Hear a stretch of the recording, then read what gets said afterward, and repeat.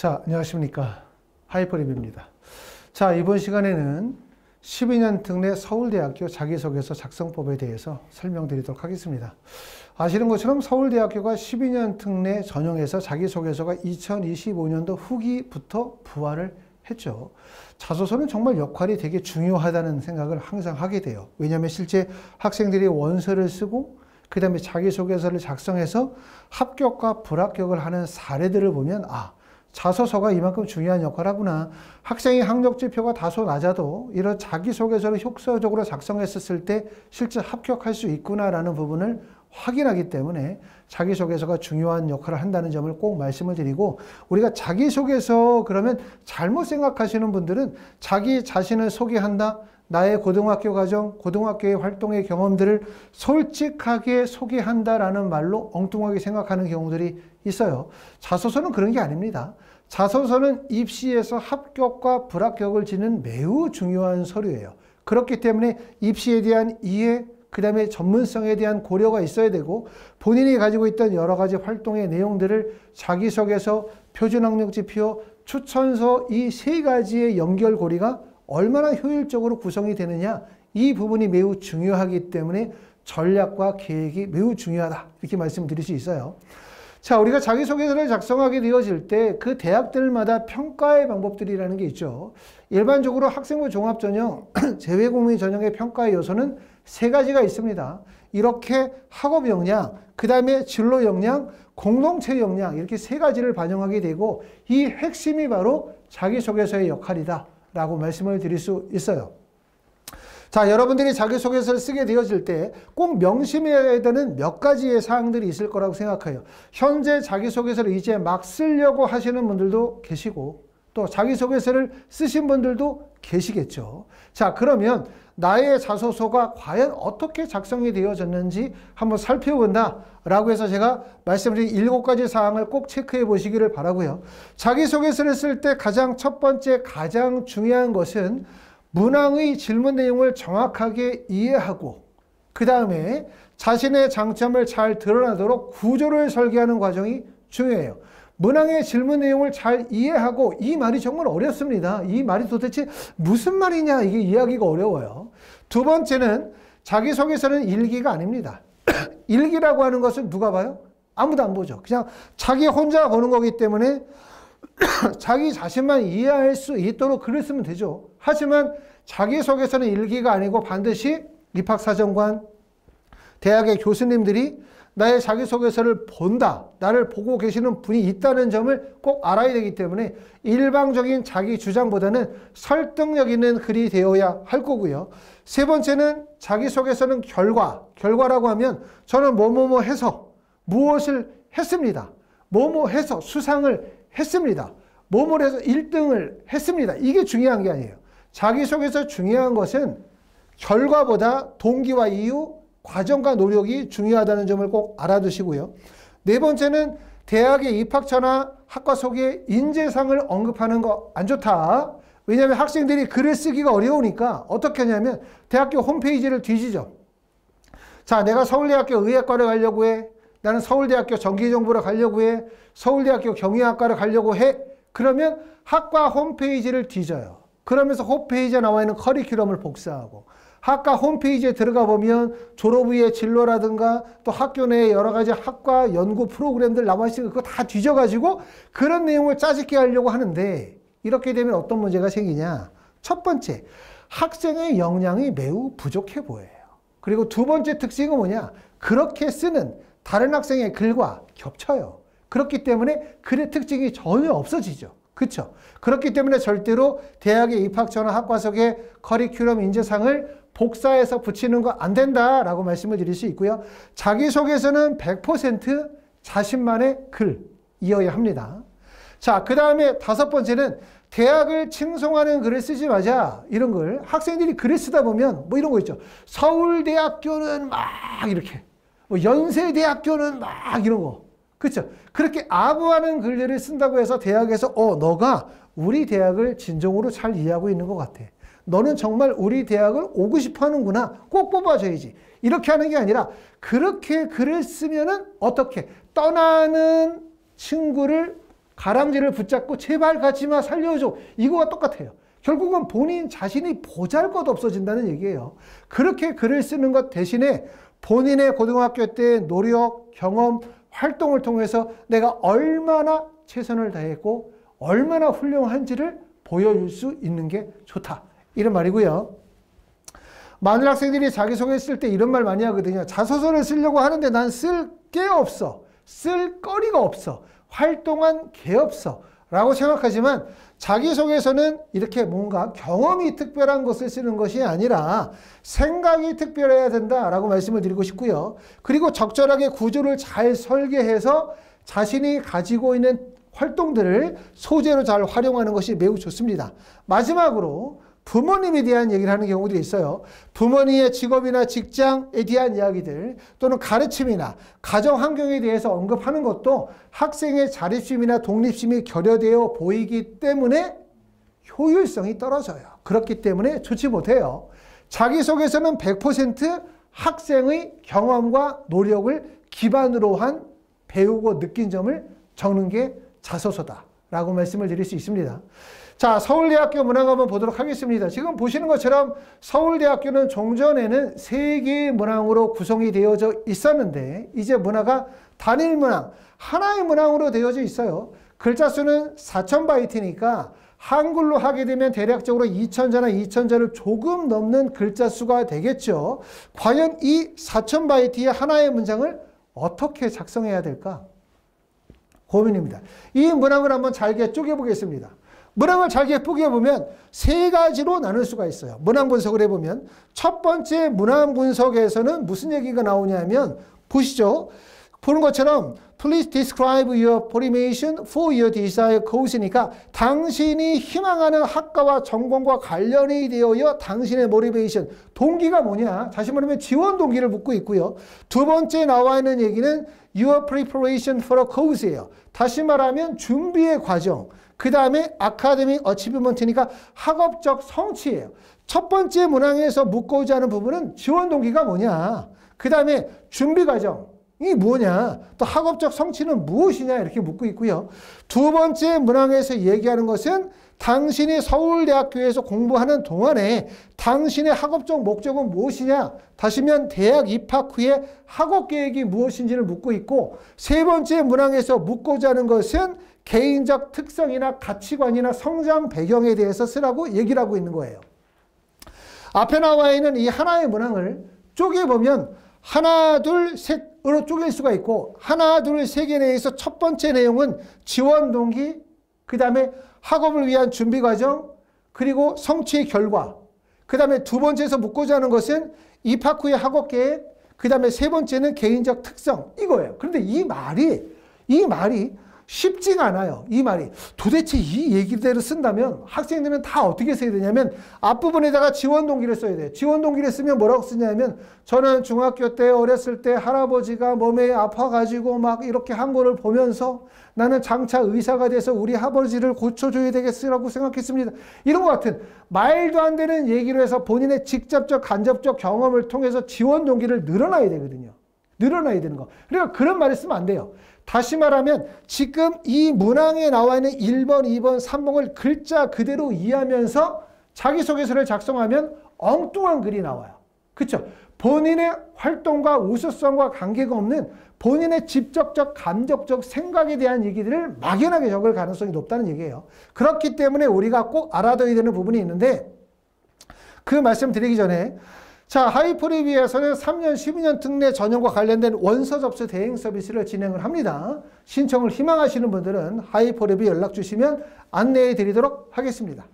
자, 두 번째 보면 구조 설계의 과정이 되게 중요해요. 말씀드렸던 것처럼 4,000바이트라고 하는 걸 글을 쓸 때는 두 가지 방법으로 쓸 수 있어요. 첫 번째는 영어 4,000바이트는 한글로 하면 대략적으로 2,000바이트 정도 되기 때문에 천자에서 두 개의 소재를 활용하여 글을 쓰는 방법. 아니면 두 번째는 700자, 800자, 500자로 해가지고 3개의 소재로 해서 글을 쓰는 방법이에요. 먼저 이걸 정해야 돼요. 그쵸? 천자로 쓸 건지 아니면 700자, 800자, 500자에서 3개의 소재로 활용할 건지를 써야 되는데 가장 좋은 것은 3가지의 소재를 활용하여 쓰는 게 더 추천드리고 싶어요. 만약에 두 가지의 소재를 가지고 글을 쓰게 된다면 어떻게 쓰냐면 앞에 있는 천자는 학업에 기울인 노력과 학습의 경험을 쓰세요. 학업에 기울인 노력과 학습의 경험. 자, 그럼 내가 만약에 의예과의 원서를 쓰려고 한다? 그럼 당연히 어떤 교과목? 바이올로지죠. 생명과학과 관련이 되어진 학습의 경험을 기초로 쓰겠죠. 내가 지원한 학과가 서울대학교 컴퓨터공학과의 원서를 쓰려고 한다? 그럼 당연히 뭘 쓰겠습니까? 수학이나 아니면 물리 같은 피직스 과목 공부했었던 내용을 쓸 거고, 그 다음에 내가 경영경제를 쓴다. 그러면 뭐 이코노미 공부했었던 내용을 쓸 수도 있고 수학과 관련된 내용을 쓸 수도 있겠죠. 이런 식으로 지원한 학과와 직접적으로 연관이 되어진 교과목의 학습 과정을 쓰고요. 그러고 난 다음에 입학 학업에 기울인 노력과 학습의 경험을 쓰면서 그 뒷부분에다가 난 이러한 공부를 고등학교 때 해왔다. 그리고 나는 서울대학교 무슨 학과에 입학하고 난 이후에 학업을 어떻게 하고 싶다라고 하는 학습에 대한, 학업에 대한 계획들을 이어서 쓸 수가 있어요. 그렇죠? 그리고 두 번째 천자에서는 교내 활동에 관한 내용을 쓰는데 교내 활동 중에 첫 번째는 진로와 관련된 학술 활동이죠. 내가 지원한 학과가 의예과라고 한다면 진로와 관련된 활동은 대부분 다 생명과학이나 의료나 의학과 관련이 되어진 활동이겠죠. 그렇죠? 내가 만약에 서울대학교 경영학과에 원서를 쓸다면 그 활동이라고 하면 경영과 관련이 되어진 활동이 될 거고, 그러고 난 다음에 활동의 하나를 더 쓴다면 봉사나 리더십이나 학술활동, 예체능계 활동을 천자를 500자씩 나눠서 또는 600자, 400자로 나눠서 쓰는 방식으로 쓸 수 있어요. 자, 두 번째 글의 소재를 3개로 만약에 구성해서 쓰게 되어진다. 그러면 첫 번째 700자 정도는 뭐를 쓰냐면 학업에 기울인 노력과 학습 경험을 쓰세요. 교과목 하나를 정해서. 그리고 두 번째 약 800자에서는 교내 활동들 중에서 진로와 관련이 되어진 활동 하나를 정해서 활동의 내용들을 기재하시면 되고, 그리고 마지막 500자 정도는 뭘 쓰면 되냐면 입학 후에 학업 계획이나 아니면 진로에 대한 계획을 쓰시면 좋습니다. 자, 다시 한번 말씀을 드리면 서울대학교 문항을 딱 보시고 이대로 읽으면 뭘 써야 되냐면 제일 첫 번째 지원 동기 써야 되고, 두 번째는 학업의 준비 과정 써야 되고, 성취 결과 써야 되고, 그러고 난 다음에 입학 후 학업 계획 써야 되고, 그 다음에 개인적 특성을 써요. 이렇게 쓰면은 자소서가 엉망이 돼요. 엉망이. 아셨죠? 엉망이. 그러니까 이렇게 쓰지 마시고 제가 말씀을 드렸던 것처럼 이 자소서를 쓸 때 첫 번째는 천자 해서 글의 소재를 2개로 잡을 것이냐, 아니면 3개의 소재로 잡을 것이냐에 따라서 2개의 소재로 잡으면 앞에 천자는 어떻게 해서 학업에 기울인 학습 경험 플러스 학업 계획, 그 다음에 뒤에 천자는 진로와 관련에 대한 학술 계획과 그 다음에 기타 활동으로 쓰면 되고, 3개의 소재를 삼으면 앞에 700자는 학업에 기울인 노력과 학습 경험, 그 다음에 두 번의 800자는 교내 활동, 그 다음에 마지막에서는 입학 후에 학업 계획 및 진로 계획에 포인트를 주고 작성하시면 돼요. 제 말을 꼭 드셔요. 왜냐하면 서울대학교 자기소개서 문항을 고지고대로 쓰면 엉망이 됩니다. 그렇기 때문에 제가 말씀을 드렸던 글의 구조 설계의 과정을 잘 명심하시고 이대로 글을 쓸 것을 추천을 드리고 싶습니다. 자, 서울대학교 자기소개서를 쓴 학생의 사례를 한번 제가 읽어드릴게요. 첫 번째는 1번에 나와 있는 내용인 학업에 기울인 노력과 학습에 대한 경험, 이 파트인데 여러분들이 학업에 기울인 노력과 학습의 경험 어떻게 쓰는 건지 잘 모르실 수 있는 분들이 계시기 때문에 학업에 기울인 노력과 학습의 경험은 이렇게 쓰는 거다. 이렇게 읽어보시라고 제가 하나 사례를 드려요. 읽어보겠습니다. 자, 생명과학을 공부하면서 몸은 하나의 작은 공장처럼 생명을 이어가기 위해 많은 일을 하고 있었고, 사소해 보이는 반응도 무의미하게 진행된 것은 단 하나도 없다는 것을 알게 되었습니다. 자, IB 바이올로지 시간이 더 흥미로웠던 것은 중학교 때 그저 배우기만 했던 부분에 대한 논리적 이유가 있었기 때문입니다.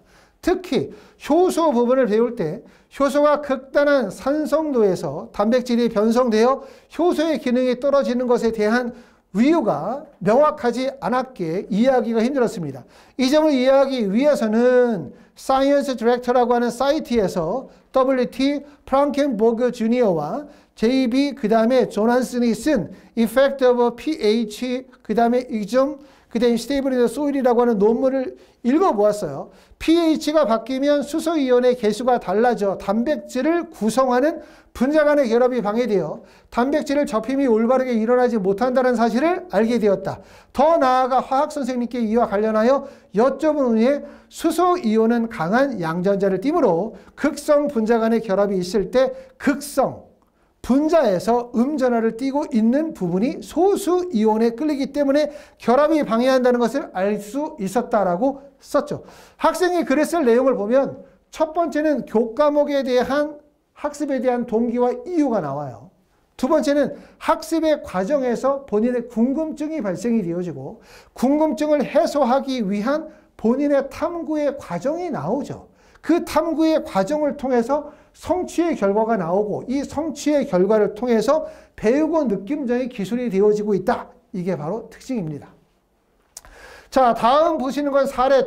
사례 2는 활동이에요. 활동. 우리가 교내 활동에 대해서 내용을 쓴다. 지원을 학과와 관련된 학술 활동의 내용을 쓴다. 그럼 이런 식의 글이 될 텐데 내용을 보니까 의료 자원이 넉넉지 지역에서 항생제의 역할을 대신할 수 있는 물질이 없을까 고민하였고 남은 수단의 로컬 식물들을 이용해 오일을 축출하거나 간단하게 섭취할 수 있는 형태로 가공하여 항생제로 쓸 수 있다는 아이디어를 떠올렸습니다. 이를 검증하기 위해 생물 IA로서 남수단에서 가장 흔한 식물로부터 추출된 님과 바질 오일을 이용하여 각각의 그람 양성과 그람 음성 박테리아에서 항균성을 가지고 측정하였습니다.